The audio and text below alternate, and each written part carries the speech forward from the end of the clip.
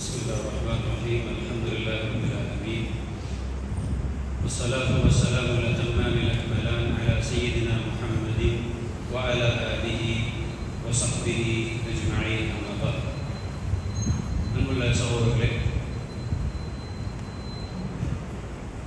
தொடர்ச்சியாக நம்முடைய நற்செயல்களை நல்லமல்களை பாழாக்கக்கூடிய காரியங்கள் இந்த தொடர்களே, இறுதியாக நாங்கள் இந்த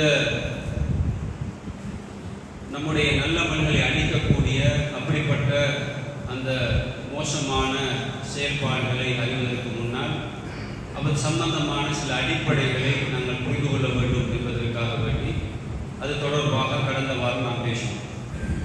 இன்றைய இந்த தொடர்பிலே இன்ஷா அல்லாஹ் எவைகள் எல்லாம் நம்முடைய நற்செயல்களை பாழாக்கும்.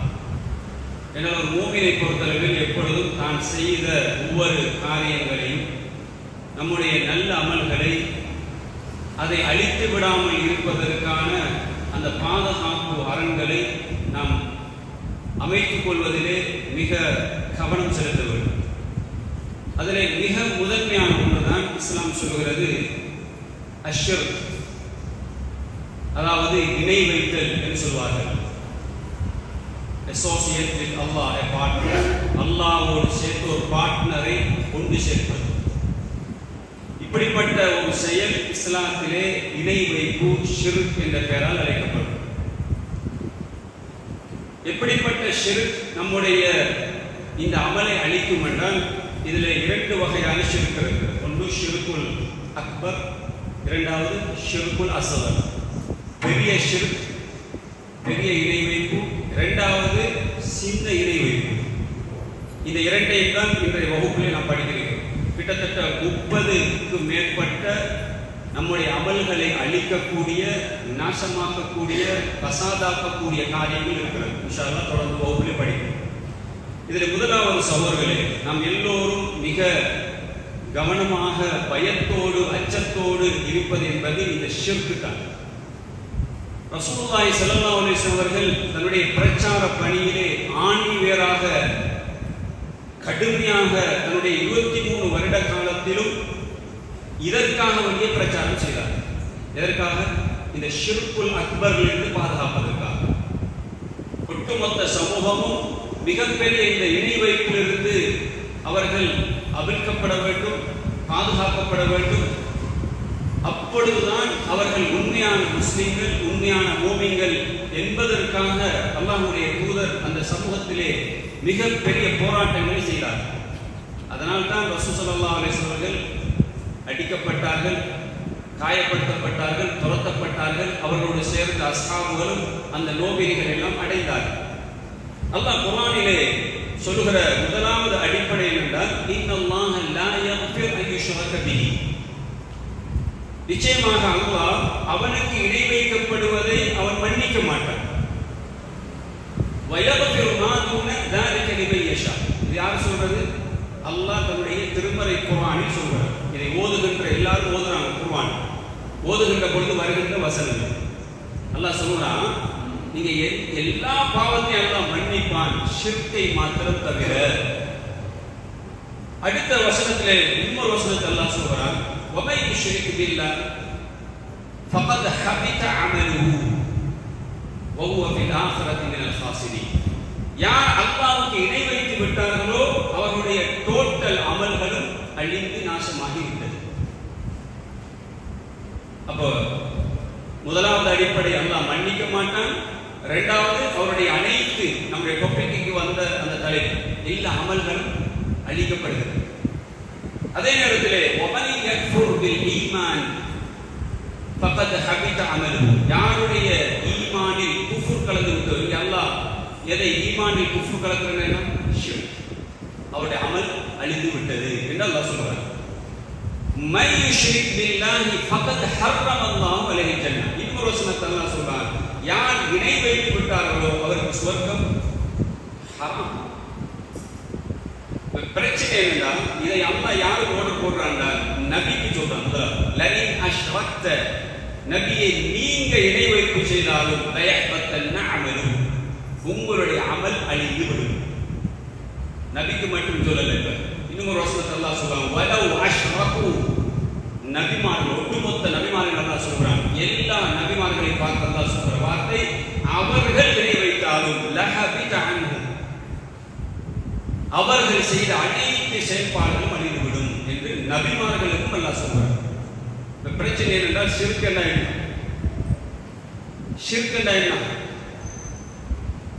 ஷிர்க் என்பது அல்லாஹ்வுக்கு செய்ய வேண்டிய, அவனுக்கு செய்ய வேண்டிய இபாதத்துக்களை அந்த வணக்க வழிபாடுகளில் அவனுக்கு நிகராக ஒருவரை கொண்டு வந்து நிப்பாட்டு, அவனுக்கு நிகராக ஒருவரை அழைப்பது.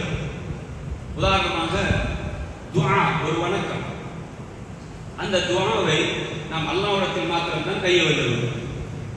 ஒருவர் ஒரு அவுலியாவிடத்திலே கையேற்றுகிறார், ஒரு ஷேகிடத்திலே போய் அவரிடத்திலே போய் முறையிட்டு தன்னுடைய பாவங்களை முறையிட்டு அவரிடத்திலே பாவ மன்னிப்பு கோரி அவர் உண்டாக அல்லாஹ்வை அணுகலாம் என்று நினைத்து அவரிடம் போய் பிரார்த்தனை செய்கிறார், முறைப்பாடு செய்கிறார்.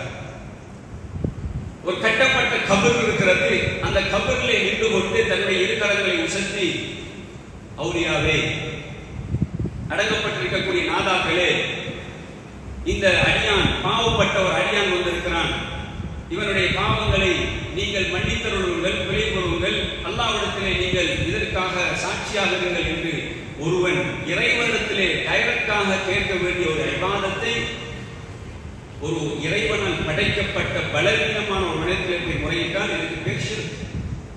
இஸ்லாமிய உம்மத்திலே இது இன்னும் புரியப்படாத அல்லது புரிந்தும் புரியாதவர்களாக இன்றைக்கு சமூகத்திலே இந்த ஷிர்க் மூழ்கி, இந்த ஷிர்க்கிலே மூழ்கி போயிருப்பதை பார்க்கிறோம். இப்ப என்ன சொல்றாங்கன்னா, நம்ம சாப்பாடு தானே கொடுக்கிறோம், விருந்து தானே கொடுக்கிறோம்ன்றாங்க. ஆனா அந்த விருந்தை எதுக்காக கொடுக்குறாங்க? அந்நதர். இஸ்லாத்திலே நதர் இருக்கிறது, நேர்ச்சை இருக்கிறது. யாருக்காக செய்ய வேண்டும்? அந்நதர் லீலா, அல்லாஹ்வுக்காக செய்யும். இந்த நேர்ச்சையை ஒரு மரணித்து போன ஒருவரை ஞாபகப்படுத்தி வருடா வருடம் அவருக்காக ஆடு மாடுகளை அல்லது தானியங்களை அல்லது பழத்தூர், அதாவது இந்த ஃப்ரூட்ஸ் வகைகளை இப்படி நேர்ச்சை கொண்டு போய் செய்து அவருக்கு நாம் செய்வதூடாக அவருடாக எனக்கு தவறும், அதாவது பரக்கத்து கிடைக்கும் என்ற பெயரால் இப்படி ஒரு வழிபாட்டை உருவாக்கி நேர்ச்சை என்ற பெயரால் இவ்வாறான இந்த கபர்களுக்கும் அடக்கப்பட்டிருக்கக்கூடிய நல்லடியார் என்ற பெயரால் இருக்கக்கூடிய அந்த மனிதத்திலே போய் இவ்வாறான விஷயங்களை செய்வது என்பது இது ஷிர்க், ஷிர்குல் அக்பர். அப்ப யார் அல்லாஹ் அல்லாதவர்களுக்கு நேர்ச்சை செய்கிறார்களோ அவர் ஒரு ஷிர்கான ஒரு காரியத்தை மேற்கொண்டு விட்டார். அப்ப இதை ஒரு வணக்கமாக இபாதத்தாக இஸ்லாமிய சமூகம் செய்கிறது. இப்படி நீங்கள் ஒவ்வொரு வணக்கங்களை இஸ்லாமிய சமூகத்தில் பார்த்தீங்கன்னா அல்லாஹ்வை வணங்குகிறோம் என்று சொல்கிறார்கள், இறைவனுக்காகத்தான் இதை செய்கிறோம் என்கிறார்கள், இறைவனுக்காகத்தான் இந்த நேர்ச்சையை சாப்பாட்டை கொடுக்கிறோம் என்கிறார்கள். ஆனால் செய்யக்கூடிய எல்லாத்திலும் யாரை கூட்டாக்குகிறார்கள்? அல்லாஹ்வோடு சேர்த்து இறைவனுடைய படைப்பு வழி கூட்டாக்குகிறார்கள். இதுக்குதான் ஷிர்குல் அக்பர்னு சொல்றோம். இதை பரவலாக ஒரு இபாதத்தை அல்லாஹ் அல்லாதவர்களின் பெயரால் உருவாக்கி அவர்களுக்காக செய்யப்படுகின்ற இவ்வாறான விஷயங்கள் இது ஷிர்க். இதை செய்துவிட்டு எவ்வளவு ஹக்கி செய்தாலும் சரி, எவ்வளவு உம்ரா செய்தாலும் சரி, எவ்வளவு பெரிய சதகாக்களை செய்தாலும் சரி, எவ்வளவு பெரிய அமல்களை அவர் செய்யும் ஒரு நல்ல ஒரு சாலிஹான மனிதர், 5 நேரம் பள்ளி வாயிலோடு தொடர்பாக இருக்கிறார், நல்ல பேணுதலான மனிதர், யாருக்கும் அநியாயம் செய்ய மாட்டார். இப்படியெல்லாம் இருந்து கொண்டு ஒரு மனிதர் இந்த ஷிர்க்கை செய்தால் அல்லாஹ் என்ன சொல்றான்? இவர் அமலால இவர் நாளை மறுபடியும் அல்லாஹ் நம்ம மன்னிச்சிருவோம் நல்லா சொல்றாங்க. இல்லை, அல்லாஹ் 2 சான்ஸ் தான். யாரெல்லாம் இணை வைப்பு இல்லாமல் எவ்வளவு பெரிய பாவத்தை செஞ்சுட்டு அவன் மௌத்தானாலும் அல்லாஹ் அவருக்கு 2 சாய்ஸ் கொடுப்பான். ஒன்று, அவருடைய பாவத்துக்கான தண்டனையை கொடுத்து அவரை சொர்க்கத்துக்கு அனுப்புவான். ஏன்? அவருக்கு ஷிர்க் இணை வைப்பு. அல்லது அல்லாஹ் நாடினால் 2வது சாய்ஸ், அல்லாஹ்வுடைய அவரை நாடினால் அவனுடைய அருளை கொண்டு அவரை மன்னித்து அல்லாஹ் சொர்க்கத்துக்கு அனுப்புவான். இது யாருக்கு? ஷிர்க் இல்லாமல் ஒரு மரணித்து விட்டார். ஷிர்கோடு எவ்வளவு நல்ல மனிதராக இருந்தாலும் கூட அவர் மரணிக்கின்ற பொழுது எப்படி ஒரு காஃபிர் நரகத்துக்கு போவாரோ இது போல ஹாலிதீன் ஃபீஹா, இவர் நரகத்தில் என்றென்றும் இருப்பார். இப்ப இவர் அவர் முஸ்லிம் மூமின் கிடையாது. ஏன்? மரணிக்கின்ற நேரத்திலும் அந்த ஷிர்கோடு தான் அவர் மரணித்தார். அந்த ஷிர்கை அவர் வாதாடி கொண்டிருந்தார், அது ஒரு வணக்கம் என்று சொல்லிக் கொண்டிருந்தார். அதுதான் உண்மை என்று சொன்னார். நம்ம குர்ஆனுடைய ஹதீஸ்களை விளக்கங்கள் எல்லாம் அவருக்கு சொல்லுகின்ற பொழுது இல்லை இல்லை இவர்கள் பொய்யை சொல்கிறார்கள் என்று சொல்லி நம்மளை பொய்யர்களாக ஆக்கி குர்ஆனுடைய வசனங்களை எல்லாம் பொய்ப்பித்து அதற்கு மாற்று விளக்கங்கள் சொல்லி இந்த ஷிர்கை இந்த பூமியிலே நிலைநாட்டியவர்கள், அதற்கு துணை போனவர்கள். இப்படிப்பட்ட நிலையில் அவர்களுக்கு மரணம் வந்தால் இந்த மகளாய அல்லாஹ் அவர்களை மன்னிக்க மாட்டான் என்பது அகைதா. இது நாம் எல்லாரும் தெளிவாக இருக்கும். இதான் அடிப்படை. அப்படி எவ்வளவு போராட்டம் ஷிர்க்குக்கு எதிராக செய்வோம். நாங்கள் சமூகத்தில் களவு, ஜினா, வட்டி, இப்படி நிறைய பாவங்கள் இருக்குது. இதையெல்லாம் நம்ம பேசுறோம். பெற்றோர்கள் குழந்தை வளர்ப்பு எல்லாம் பேசுகிறோம். நல்லா, அதெல்லாம் உலகத்தில் தேவையான விஷயங்கள். ஆனால் ஆகப்பெரிய ஒரு சமூகத்தை நரகத்திலிருந்து பாதுகாக்கிற ஆகப்பெரிய முக்கியமான விஷயம் என்றால் இந்த ஷிர்க். இதுக்கு எதிரான போராட்டம், இதற்கு எதிரான பிரச்சாரம் எப்பொழுதும் நம்மகிட்ட இருந்து கொண்டு இருக்கும். ஏன்னா அவன் அமலை டோட்டல் வேஸ்ட் ஆக்குற ஒரு விஷயம் தான் இந்த ஷிர்க் அல் அக்பர். கண்ணியமான சகோதரர்களே, ஆகவே இன்னொரு விஷயத்தில் சொல்வதாக இருந்தால், உதாரணமாக ஷிர்குல் அக்பர்களே, இது அகீதாவோடு அல்லாஹ்வுடைய உங்களுக்கு தெரியும் தௌஹீதுர் ருபூபிய்யா, தௌஹீதுல் உலூஹிய்யா, தௌஹீதுல் அஸ்மாஇ வ ஸிஃபாத் என்ற 3 பதவி இருக்கு. அதாவது தௌஹீதுர் ருபூபிய்யா என்றால் எல்லாவற்றையும் அதாவது பரிபாலிக்கக்கூடியவன், படைத்து பரிபாலிக்கக்கூடியவன் அல்லாஹ் ரப்புல் இஸ்ஸத் மட்டும்தான். இதிலே ஒருவன் ஏற்றுக்கொள்ளவில்லை என்றால் அவன் இஸ்லாத்துக்கு போயிடுவான், அவன் ஷிர்க் அதாவது குஃப்ருல போயிடுவான். இரண்டாவது, இஸ்லாத்துக்குள்ள வந்து விட்டான், அல்லாஹ்வை ஏற்றுக்கொள்றான், அல்லாஹ் தான் எல்லாத்தையும் படைக்கிற, எங்களை படைச்சவன் தான், ரிஸ்குதாரவன் தான், எல்லாம் நம்புறான். ஆனால் நம்ம ஏற்கனவே சொன்ன போது இந்த இபாதத்துக்களை இப்படி பங்கு போட்டு வச்சிருக்கிறான். அப்ப இவன் தௌஹீதுல் உலூஹிய்யா, இந்த தௌஹீதுல் உலூஹிய்யா என்பது இபாதத்துகளில் அல்லாஹ்வுக்கு மட்டுமே செய்ய வேண்டிய வணக்க வழிபாடுகள் இன்னொரு கூட்டாக்குறான். அப்ப இவன் அதிலே ஷிர்க் வைத்து விட்டான். மூன்றாவது தௌஹீதுல் அஸ்மா வ ஸிஃபாத், அல்லாஹ்வுடைய அந்த நேம்ஸ், குவாலிட்டிஸ், அல்லாஹ்வுடைய பண்புகள், அல்லாஹ்வுடைய பெயர்களில் இன்னொரு கொண்டு வந்து அதாவது சேர்க்கிறது. பௌத்தர் அல்லாஹ்வுடைய பண்புகள் தெரியும் 99 நம்ம படிக்கிறோம், அஸ்மாவுல் ஹுஸ்னா. இதை விட கூடுதலான பெயர்கள் அல்லாஹ்வுக்கு இருக்கிறது. இந்த பெயர்களில் ஒவ்வொன்றை நாம் எப்படி நம்புவோம் என்றால் இது அல்லாஹ்வுக்கு மட்டுமே உரித்தான பண்புகள் தான். இதில் ஒருவர் கூட்டாக நம்புவோம். அல்லாஹ் காலிக் என்று சொல்றோம், அல்லாஹ் பாரி என்று சொல்றோம், அல்லாஹ் படைக்கக்கூடியவன், படைக்கும் ஆற்றல் கொண்டவன் என்றால் அல்லாஹ்வுக்கு இன்னொரு படைப்பான்னு சொன்னாங்க சொல்லுவோம். அதே போல அல்லாஹ் கஃபார், அல்லாஹ் மன்னிக்கக்கூடியவன், கஃபூர், பாவங்களை மன்னிப்பவன். இல்ல இந்த அவுலியாவும் மன்னிப்பார், அல்லாஹ் மன்னிப்பான் தான், இவரும் மன்னிப்பார். இவர கையில போயிட்டு பையத்தை செஞ்சால் இவர் என்னை சொர்க்கத்துக்கு கூட்டி கொண்டு போவார், இவர் என்னுடைய பாவங்களுக்கு இவர் துணையாக இருப்பார். ஆகவே அவர் சொன்ன அடிப்படையில் நான் நடந்து கொண்டு போனால் போதும் என்று போய் இவன் மூளையை அடமானம் வைத்தால் இவன் முஷ்ரிக்காக மாறிவிடுவான். இது மிக முக்கியமான அகீதாவில் உள்ள பகுதி. இரண்டாவது பகுதி, அல்லாஹ் எவைகள் எல்லாம் வாஜிப் என்று சொல்லியிருக்கிறானோ அந்த வாஜிபை மறுத்தவன் அவனும் முஷ்ரிக் காஃபிராக போயிடுவான். எப்படி? அதாவது இந்த முஷ்ரிக் காஃபிர் என்ற இந்த வேர்டை சரியா புரிஞ்சுக்கணும். காஃபிர் என்ற வேர்டு, குஃப்ர் என்ற அந்த வேர்டு அது பொதுவான வேர்டு. பொதுவாக குஃப்ர் என்று சொல்ற நேரத்தில் இறைவனை ஏற்றுக்கொண்டவர்கள் வருவார்கள், இறைவனை இல்லை என்று மறுத்தவர்கள் வருவார்கள். எத்திஸ்ட் என்று சொல்லுவோம். ஏன்னா கடவுள் நம்பிக்கை இல்லாதவன் இவன் காஃபிராக வருவான். அதே நேரத்தில் கடவுள் நம்பிக்கை இருக்கிறது ஆனால் அதுக்குள்ளே ஷிர்க் இருக்கிறது என்றால் இவனும் காஃபிராக வருவான். அப்ப இந்த ஷிர்க் இந்த இஸ்லாமிய சமூகத்துக்குள்ள உள்ள பிரச்சனை என்றால் ஈமான் இருக்கிறது ஆனால் அந்த ஈமானிலே ஷிர்க் இருக்கிறது என்றால் இவர்களும் காஃபிர்களும் சமமானவர்கள் தான். எதுவரைக்கும் என்றால் தௌபா செய்து அவர்கள் மீளுகின்ற வரைக்கும் சந்தர்ப்பம் இருக்கு. மௌத்துக்கு முன்னால் அவர்கள் தௌபா செய்து இந்த ஷிர்க்கிலிருந்து அவர்கள் கலந்து கொண்டால் அல்லாஹ் மன்னிக்க முடியும். அதே நிலை மரணித்தால் அல்லாஹ் மன்னிக்க மாட்டான். ஆகவே இஸ்லாத்திலே கடமையாக்கப்பட்ட சில வழிபாடுகள், தொழுகை இருக்குது, நோன்பு இருக்குது, ஜக்காத் இருக்குது, ஹஜ் இருக்குது.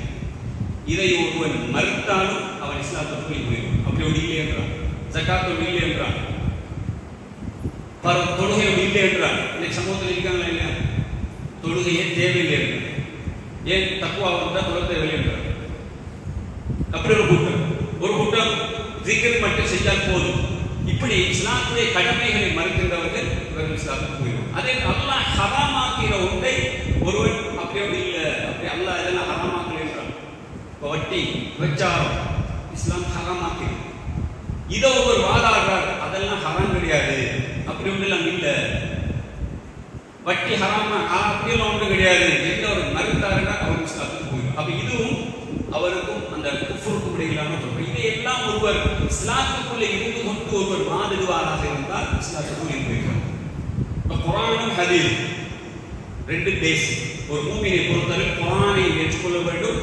குர்ஆனோடு எப்படி குர்ஆனை ஒருவன் ஏற்றுக்கொள்கிறானோ அந்த குர்ஆனை கொண்டு வந்த அல்லாஹ்வுடைய தூதர்களான, அதாவது ஒவ்வொரு நபிமார்களுக்கும் அல்லாஹ் ஒரு வேதத்தை கொடுத்தான். ரசூலுல்லாஹி ஸல்லல்லாஹு அலைஹி வஸல்லம் கொடுத்தது குர்ஆன் என்ற ஒரு இறைவேதம். இந்த இறைவேதத்தையும் அவர் மூலமாக மக்களுக்கு சொல்லப்பட்ட செய்திகள், ஹதீதுகள், நல்லுரைகள், இதையும் ஒருவர் ஏற்றுக்கொள்ள வேண்டும். சஹீஹான ஹதீதுகள் வந்துவிட்டால் குர்ஆனுக்கு கொடுக்கின்ற அதே முக்கியத்துவம் ஹதீதுகளுக்கு கொடுக்கப்பட வேண்டும். ஒருவர் சொல்றான் குர்ஆன் மட்டும் போதும், ஹதீது தேவையில்லை என்றால் இஸ்லாத்தை விட்டு அவுட் ஆயிடும். நவுதுபில்லாஹ். ஹதீதை அவர் மறுக்கிறார், ஹதீதல் தேவையில்லப்பா, குர்ஆன் மட்டும் போதும் என்றார். இவர் முஸ்லிம் சொல்றதா அல்லது இவர் ஒரு மூமின் சொல்றதா அல்லது இவரை காஃபிர் சொல்வதாக இருந்தால் இஸ்லாம் தெளிவாக சொல்கிறது, இந்த இரண்டில் ஒன்றை அவன் மறுத்தாலும் காஃபிர். மிக கவனமாக இருக்கணும். இவர் இப்படி நிலையில் இருந்து கொண்டு எவ்வளவு இபாதத்துகளை அவர் செய்தாலும் அல்லாஹ்வுடைய இபாதத்தை ஏற்றுக்கொள்ள மாட்டாங்க. நம்ம இது முதலாவது பகுதி, நம்முடைய அமல்களை அழித்து நாசமாக்கக்கூடிய. இரண்டாவது பகுதி அர்ரியா, அதாவது ஷிர்க்ல நாங்கள் படித்தோம் ஷிர்குல் அக்பர், இரண்டாவது ஷிர்குல் அஸ்கர், சின்ன ஷிர்க். இந்த சின்ன ஷிர்குல் அடையாளப்படுத்தப்பட்டது இஸ்லாத்தில் இருந்தால் முஹஸ்துதி, ஷோ ஆஃப் சொல்றது. அதாவது அது ஒரு வகையான ஒரு மன உள்ளத்தில் வரக்கூடிய ஒரு நோய். அப்ப இந்த முஹஸ்துதி என்பது அமலை காணாது, சாதாரண அமல் நினைச்சிடாது. இது வெளியில தெரியாது, இது சும்மா வெளி தோற்றத்தில் அழகா பசங்க ஒருத்தர் விடுத்துவாரா என்றதை வச்சு நம்ம அவர் முத்தக்கியோ அல்லது தக்குவா உள்ளவர் அல்லது இவர் தக்குவா இல்லாதவர் என்று அடையாளப்படுத்துதல். உள்ளத்தில் வச்சு அவர் உள்ளம் கிளியராக இருக்கும். அவர் செய்யக்கூடிய இபாதத்களில் அவர் யாரையும் எந்த எதிர்பார்ப்பும் அவரை யாரும் புகழ வேண்டும் என்றோ அவரை வெச்ச வேண்டும் என்ற நோக்கம் மட்டும் இருக்கார். அப்ப இந்த ரியா என்பது எவ்வளவு பெரிய ஒரு பாரதூரமான ஒரு விஷயம் என்றால், ரசூலுல்லாஹி ஸல்லல்லாஹு அலைஹி வஸல்லம் அவர்கள் சொல்கிற பொழுது, அலா அக்பிருக்கும் பிமா ஹுவ அக்ஃபஃபு அலைக்கும் இன்தி மினல் மஸீஹி தஜ்ஜால். இப்ப நம்மெல்லாம் தஜ்ஜாலுடைய கொடுமை பற்றி படிப்போம், தஜ்ஜாலுடைய ஃபித்னா பற்றி கேள்விப்பட்டு படிச்சிருக்கோம். இவ்வளவு பெரிய புண்ணியவன்.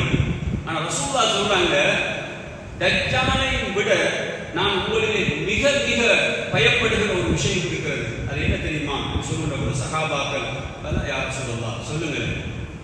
அப்ப ரசூலுல்லாஹ் சொல்றாங்க, ஷிர்குல் ஹஃபி, அதுதான் மறைமுகமான ஷிர்க்குன்றான். ஷிர்குல் ஹஃபி எதற்கு? மறைமுகமான ஷிர்க்கு. அப்படின்றால் எப்பவும் ஒரு ரஜுல், ஒரு மனிதர் எழுதுவார், தொழுவார், தொழுகை நிற்பார், ஃபைஸல்லி ஃபைஸய்யிரு ஸலாத்தஹு லிமா யரா மின் நظر ரஜுல்.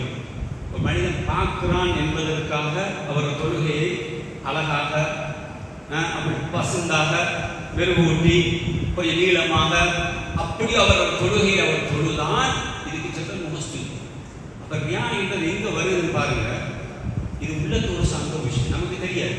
நம்ம ஒரு இபாதத்தை செய்யற நேரத்துல நம்ம தொழுகைகள் பள்ளி தலைவர் பார்க்கிறார், அல்லது ஊர்ல பெரியார் பார்க்கிறார், நம்முடைய ஓதி தந்த ஒரு ஆணை பார்க்கிறார், அல்லது ஊர்ல உள்ளவங்க நம்மளை அவதானிக்கிறாங்க. அப்படியே நம்ம என்ன செய்யணும்? தொழுகை அழகா பார்க்கிறோம்.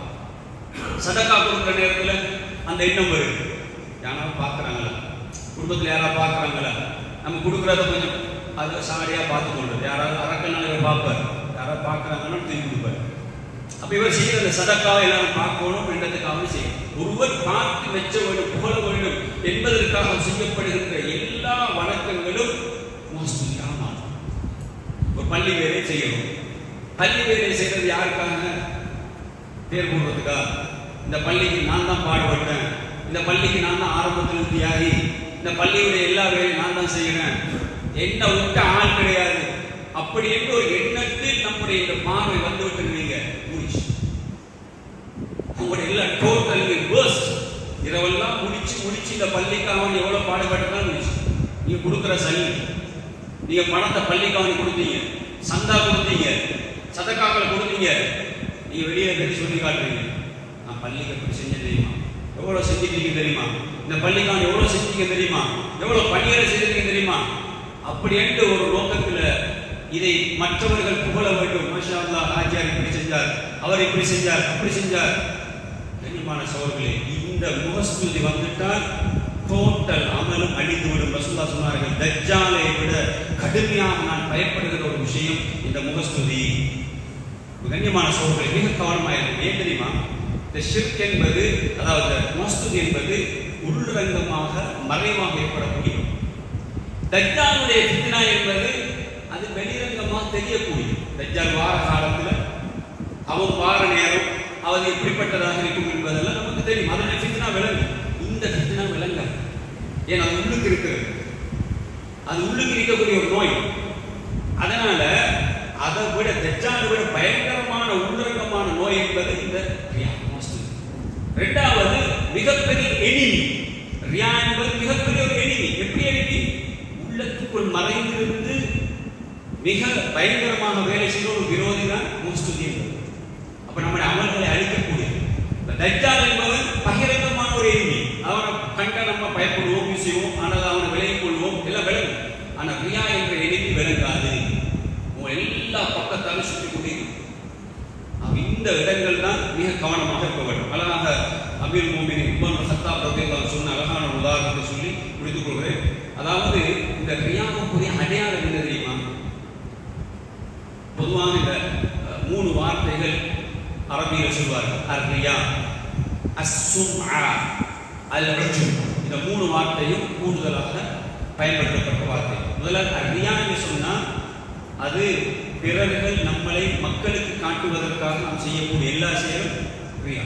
அதாவது மனிதன் பார்க்கிறான் என்பதற்காக செய்யக்கூடியது.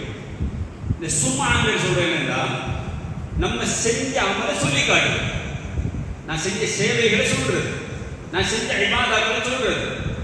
நான் எப்படி தெரியுமா, ரமலான்ல ஒரு 50 ரூபாய் ஓதும், இப்படி திக்ர் செய்யும், கியாமுல் விட்டதே கிடையாது. இங்கு வரை மாஷா அல்லாஹ் என்ற வாழ்க்கையில ஹஜ்ஜத்து விட்டதே கிடையாது. ஷைத்தான் செல்ல விருப்பான். மாதா பார்க்கிறவர் நினைப்பார், மாஷா அல்லாஹ் பெரிய இபாதத்தாக நீங்க அல்லாஹ் உங்களுக்கு அண்ணன் அந்த உஜுப் வரும். அதான் உஜுப். மற்றவனை சொல்றது, சொல்லி காட்டு, நீங்க செஞ்ச வேலைகள் சொல்ல வைப்பான் ஷைத்தான். செல்ல வச்சா தானே அமல் அழிக்க, இரேஸ் பண்ணே, உங்களோட ரெக்கார்டு எல்லாம் அழிக்கப்படும். அங்க போனா உண்டுக்கு இல்லை புஷ். அல்லாஹ் சொன்னாங்க, மறுமையில் அமல்களோடு வருவார்கள், தரப்பப்பட்ட புரியானது இருக்கும் என்றால் இவ்வளவு பயப்படும். இந்த எளிமையை பயப்படும். இதுதான் மிகப்பெரிய ஒரு எளிமை. இந்த மோஸ்ட் இந்த அதாவது சும்ஆன்னு சொல்றது. அடுத்த 3வது உஜுப்னு சொன்னா இன்னொருத்தர் நம்ம, அதாவது இன்னொருத்தர் செய்கிற அமல் இருக்குதாங்க, அதை விட நான் சிறந்தவன், நான் சிறப்பாக செய்கிறேன் என்று கருதுவேன். அதாவது இன்னொருத்தர் செய்யக்கூடிய அமல்கள்ல நாம் எப்படி நினைக்கிறோம், இவர் என்ன இபாதத், இவர் என்ன பெரியார், இவர் என்ன சதக்கா, இவர் என்ன பெரிய பயான், இவரை எல்லாம் விட நம்ம டொப்பா பயன் பண்ணணும், இவரை விட பெரிய இபாதத்தாளி, நம்ம இவரை விட பெரிய சதக்காளி, அப்படியே நினைச்சீங்கன்னா அதுக்கு பேர் என்ன பூச்சி, அது ஒரு வகையான தற்பர். அப்ப இந்த 3 பகுதி ஒரு மூமின் இருக்கக்கூட. அதனாலதான் அமீர் மோமின் உமர் சத்தாப் சொன்ன இந்த அழகான ஒரு அட்வைஸ் நம்முடைய வாழ்க்கையில் எப்பவும் நீங்க டெஸ்ட் பண்ணி கொண்டே இருக்கு. முதலாவது ஒரு முராகி, அதாவது ஒரு முஸ்துதி காரணத்தில் இருக்கக்கூடிய அடையாளங்கள் 3 அடையாளம், 3 சயின்ஸ். இந்த 3ஐயும் நம்ம மிக கவனமாக இருக்கும். முதலாவது சயின்ஸ் தான் என் ஷத்து இதா ரான்னாஸ். ஒரு முஸ்துதிக்காரர் எப்படின்னா மக்கள் பார்க்குற நேரத்தில் அப்படி நஷாத்தாவுவார், உற்சாகமாக. அப்படி என்ன, மக்கள் பார்க்குற உடனே தான் அவருடைய எல்லா இபாதத்துக்கும் எல்லா ஆக்டிவிட்டீஸும் அப்படி மக்கள் பார்க்குறாங்க, மக்கள் நம்மளை புகழ்றாங்க, மக்கள் இது செய்கிறாங்க உடனே அவருக்கு அந்த மக்களுடைய அந்த பார்வை தான் அவருடைய எல்லா ஆக்டிவிட்டீஸுக்கும் காரணமாக இருக்கு. அவர் செய்யக்கூடிய நல்ல குட் டீட்ஸ், நல்ல அமல்களுக்கு எது காரணமாக வேணும், மக்கள் பார்க்கறது மட்டும்தான். அப்ப இது முதலாவது சைன். இரண்டாவது வயக்சல் இலாகான வஹ்தா, தனிமையில் இருந்தால் அவரை போல ஒரு ஆள் இருக்க மாட்டார். அப்படியே ஒரு சோம்பேறி. அப்படின்னு அர்த்தம் என்ன? இபாதத்தெல்லாம் செய்யற எப்ப சும்மா பள்ளி நம்பி வள்ளி போகும், அது எல்லாத்தையும் வரும். இதே ஒரு தனி ஒரு சந்தர்ப்பம் கிடைச்சா தொழுகையும் இல்லை, நஃபிலும் இல்லை, ஒன்றுமே கிடையாது. குர்ஆன் திலாவத் இல்லை. பள்ளிக்கு வந்தால் ஓதுவார் சத்தம் போட்டு குர்ஆன், வீட்டுக்கு போனால் குர்ஆன் ஓதுறது கிடையாது. அல்லது இதே இன்னொரு பள்ளி இடத்துல வேறு சந்தர்ப்பங்கள் ட்ராவல்ல போனால் ஒன்றும் கிடையாது. அப்போ கண்டினியூவாக அவர் செய்கிற அமல்கள் ஒரு பள்ளியோட ஒரு இடத்தோடு மட்டும் தங்கியிருக்கு. தனிமையில் வந்தால் அவர் என்ன செய்வார்? அவர் எல்லாம் டோட்டலாக குறையும். சதக்காக்கள் பகிரங்கமாக செய்வார். தனிமையில் வந்தவர்கள் விரட்டுகிறார், ஏசுவார். அப்ப அவர் அந்த செயல்பாடுகள், அவர் செய்யக்கூடிய எல்லா குட்டேட்ஸும் தனிமைக்கு வர்ற நேரத்தில் அதில் அவர் ஒரு சோம்பேறி தன்மை வருகிறது. அதாவது அந்த மக்கள் பார்க்கிற நேரத்தில் செய்யக்கூடிய அதே ஆக்டிவிட்டிஸ் மக்கள் இல்லாத நேரத்தில் நம்மகிட்ட வர வேண்டும் என்பதுதான் அடிப்படை. அது வரலை என்றால் அந்த அந்த மக்கள் பார்க்கிற நேரத்தில் வர ஆக்டிவிட்டிஸும் அது இன்னொருத்தரை காட்டுவதற்காக நம்ம செய்வதாக இருந்தால் அதை செய்யணும். மோஸ்ட்லியா மாறி இன்னொருத்தர் பார்க்கிறாங்க, நம்ம மக்களுக்கு மத்தியில் செய்கிறோம், இன்னொருத்தர் பார்க்கறதுக்கு அவனை செய்யல. ஆனால் தனிமையில் இருக்கிற நேரத்திலும் அவர் அதே அமலோடு இருக்கும். ஆனால் தனிமையில் இருக்கும்போது அதை செய்யாமல் விட்டு விடுவாராக இருந்தால் அவர் ஒரு மோஸ்துதிக்காரர்களுக்கான இரண்டாவது அடையாளம். மூணாவது அடையாளம் அவர் எப்படிப்பட்டவர்களா? எல்லா விஷயத்திலும் அவர் புகழப்பட வேண்டும் என்று நினைப்பார். அவர் கொஞ்சம் மிஸ் பண்ணிட்டாருன்னா, அவரை பேர் விடுபட்டு என்றால் அவருக்கு கொஞ்சம் மனசுல ஒரு அது வெளியில தெரியாது. நம்ம உள்ளந்தான் சாட்சி. நான் அப்படி விரும்புகிறேன், நான் எல்லாத்துலேயுமே என்ன பேர் போடப்படும், நான் விரும்புகிறேன், பேர் போடப்படும் விரும்புகிறேன். அல்லது மக்கள் பார்க்கும்போது நான் என்னுடைய ஆக்டிவிட்டிஸ் எல்லாம் கொஞ்சம் உற்சாகமாக இருக்கிறது. தனிமையில் இருக்கும்போது அது குறை இருந்தால், இந்த மூணு இருந்தால் நான் நினைச்சு கொள்ளணும், என்ற மோஸ்துதி வந்துவிட்டது. இதிலிருந்து நாங்கள் எங்களை பாதுகாத்துக் கொள்ள வேண்டும். ஏனென்றால் இது எங்களுடைய அமல்களை அழித்து நாசமாக்கக்கூடிய விஷயங்கள். நாங்கள் அல்லாஹ் தஆலா அனைவரை இந்த ஷிர்குல் அக்பர் அதே போல் ஷிர்குல் அஸ்கர் இந்த இரண்டு வகையான ஷிர்க் அல்லாஹ்